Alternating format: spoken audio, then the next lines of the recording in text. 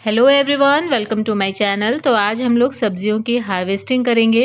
और ये गर्मी की सब्जियां मैंने फरवरी मिड से लगाना शुरू कर दिया था। और देखिए अभी अप्रैल स्टार्टिंग है, आज 6 तारीख है और हमें सब्जियां मिलना भी शुरू हो गई हैं। तो गर्मी की सब्जियां फलने में बहुत ज़्यादा टाइम नहीं लगता है, लगभग 1.5 महीना ही हुआ है और लगभग सभी बेलों में फ्रूटिंग स्टार्ट हो गई है। देखिए यहाँ पर ककड़ी भी फलने लगी हैं, ये तैयार नहीं हुई हैं, कल परसों तक तैयार हो जाएंगी।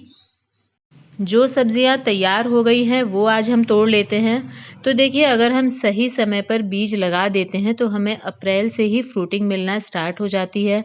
और अभी बहुत ज़्यादा टेम्परेचर नहीं बढ़ा है। इस समय अगर हमारे पौधों पर फ्रूटिंग होना शुरू हो गई है तो बहुत अच्छी फ्रूटिंग होगी। मतलब अगर आपके फ्लावर्स आना शुरू हो गए हैं तो पॉलिनेशन बहुत अच्छे से होता है, क्योंकि टेम्परेचर बहुत ज़्यादा हाई नहीं है। अगर इससे ज़्यादा आप लेट करते हैं, मतलब मार्च से अगर आपने बुआई स्टार्ट की है और आपके अभी तक छोटे छोटे ही पौधे हैं, तो फिर वो मई का टाइम आ जाएगा जब उनमें फ्लावर्स आएंगे और उस समय पर टेम्परेचर बहुत ज़्यादा हाई हो जाता है तो पॉलिनेशन में थोड़ी सी प्रॉब्लम आती है। और ये देखिए ये बैगन, और ये देखिए बैगन मैंने छोटे में ही तोड़ लिया क्योंकि इसका कलर देखिए अब फेड होने लगा है।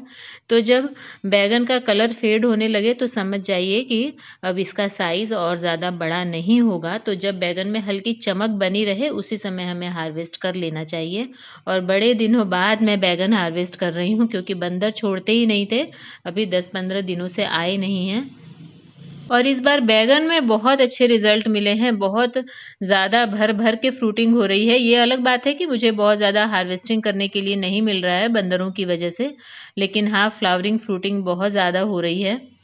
और मैंने ये पौधे जुलाई में लगाए थे और इस बार भी मैं जुलाई में नए पौधे लगा लूँगी, मतलब साल भर तक इन्हें रहने दूँगी और उसके बाद मैं नई सीडलिंग कर दूँगी बैगन के पौधों के लिए। साल भर तक बहुत अच्छी फ्रूटिंग होती है और उसके बाद थोड़ी-सी कम हो जाती है, तो अच्छा है कि हम नए पौधे ही लगा लें। और ये देखिए तोरई भी अब तैयार है तो इसे भी हम लोग हार्वेस्ट कर लेंगे। 2 तोरई तैयार हैं, बाकी की लगी हुई हैं लेकिन साइज़ थोड़ा छोटा है, तो आज मैं 2 तोड़ लूँगी और बाकी मैं कल या परसों तोड़ूँगी। और घर पर लगी हुई सब्ज़ी तो खाने का मज़ा ही अलग है। जो लोग लगाते हैं, बनाते हैं और खाते हैं वो अच्छी तरह से जानते ही होंगे। और इन सभी पौधों में मैंने एक बार भी अभी तक गोबर की खाद नहीं डाली है। बस मिट्टी बनाते समय मैंने किचन वेस्ट नीचे की तरफ डाला था और उसके बाद मैं लगातार अभी लिक्विड ही डाल रही हूँ। शुरू में 1 डेढ़ सप्ताह तक तो मैंने सब्जियों के छिलकों का लिक्विड डाला, एक बार मैंने छाछ मिला कर के डाला था और उसके बाद एक बार मैंने सरसों की खली का लिक्विड डाला है। और बस अब मैं 1-2 दिन में गोबर के कंडों से लिक्विड फर्टिलाइज़र बना कर के डालूँगी। तो अभी तक मतलब मैंने सॉलिड खाद कुछ नहीं डाली है, क्योंकि मिट्टी पुरानी है, पहले से खाद डली हुई है, इसलिए बहुत ज़्यादा मेहनत नहीं करनी पड़ती है। अगर आप लिक्विड खाद भी डालते हैं तो भी अच्छी सब्जियां हो जाती हैं। क्योंकि मैंने अभी गर्मी में इसमें गोबर खाद नहीं डाली है तो जब बरसात आएगी और बरसात की सब्जियां जब मैं नई लगाऊंगी उस समय मैं सारे गमलों में थोड़ी थोड़ी गोबर की खाद ज़रूर डालूंगी। तो देखिए जब मिट्टी हमारी पुरानी हो जाती है, रिच हो जाती है, तो बहुत ज़्यादा गोबर खाद डालने की ज़रूरत नहीं पड़ती है। गोबर खाद या वर्मी कंपोस्ट जो भी आप लोग डाल रहे हैं, साल में 1-2 बार डाल दो तो भी आपकी सब्जियां अच्छी हो जाती हैं। क्योंकि मैं किचन वेस्ट और सूखे पत्ते भी बहुत ज़्यादा मात्रा में मिट्टी में मिलाती रहती हूँ, इसलिए भी मुझे ऊपर से गोबर खाद पर बहुत ज़्यादा डिपेंड रहना नहीं पड़ता है। क्योंकि जब देखिए थोड़े से जब हमारे पास कंटेनर ज़्यादा हो जाते हैं तो इतनी ज़्यादा खाद मिलना भी मुश्किल हो जाती है, मतलब मुझे तो नहीं मिल पाती है। तो मैं तो देखिए ज़्यादातर किचन वेस्ट पर ही निर्भर हूँ और उसी से मेरी गार्डनिंग चल रही है। मैं तो यही कहूँगी, मैं गोबर खाद यूज़ करती हूँ लेकिन अभी मैं 1 डेढ़ साल से बहुत कम यूज़ कर रही हूँ, इतनी ज़्यादा मिल भी नहीं पाती है।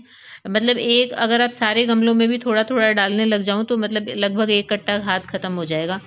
अभी गमलों की संख्या थोड़ी-सी ज़्यादा हो गई है, इसलिए पूरे गमलों में हर बार पूरे सीज़न में डालना मेरे लिए पॉसिबल नहीं हो पाता है। लेकिन सब्जियाँ आप लोग देख रहे हैं अच्छी खासी हो जाती हैं, ठीक-ठाक हार्वेस्टिंग हो जाती है मेरे पौधों से।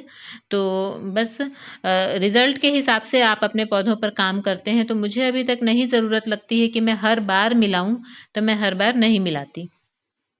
तो मेरे कहने का मतलब यही है कि आप अपनी मिट्टी के हिसाब से काम करिए।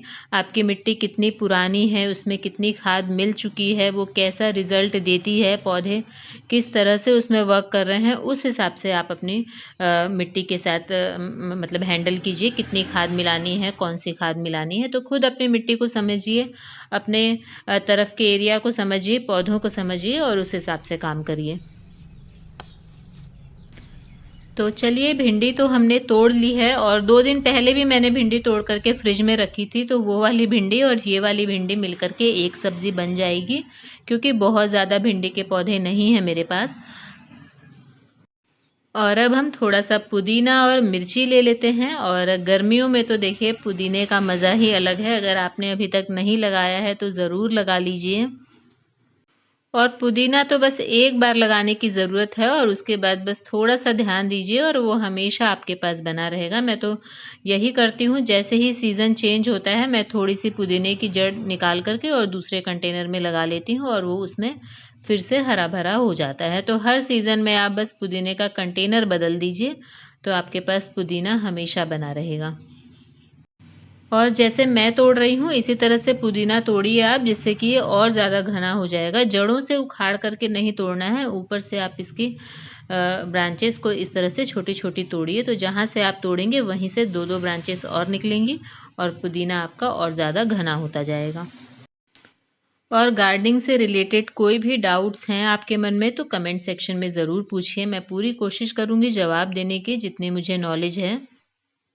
और ये देखिए, मिर्ची का पौधा, सारे पत्ते इसके देखिए कैसे सिकुड़ने लगे हैं और मैं इस पर अब छाछ का छिड़काव करने वाली हूँ। छाछ मैंने तांबे के बर्तन में डाल करके रख दिया है और इसके बाद मैं इसमें स्प्रे करूँगी। तो धीरे-धीरे पौधा ठीक हो जाएगा। ये वाला पौधा तो ठीक है, बाकी के वो दोनों पौधों के जो पत्ते हैं बिल्कुल कर्ल हो गए हैं। मिर्च में ये प्रॉब्लम बहुत ज़्यादा आती है, इसलिए मैंने आजकल छोटी वाली मिर्च तो लगाना ही बंद कर दिया है। सिर्फ़ मैं ये मोटी अचार वाली मिर्च लगाती हूँ। तो देखिए, ये सब्जियां मुझे आज सुबह-सुबह मिल गई हैं और आप सभी की गार्डनिंग भी उम्मीद है इसी तरह से चल रही होगी। वीडियो पसंद आए तो लाइक कीजिएगा, चैनल को सब्सक्राइब कीजिएगा। तो बस आज के लिए इतना ही, मिलते हैं नेक्स्ट वीडियो में। Thank you.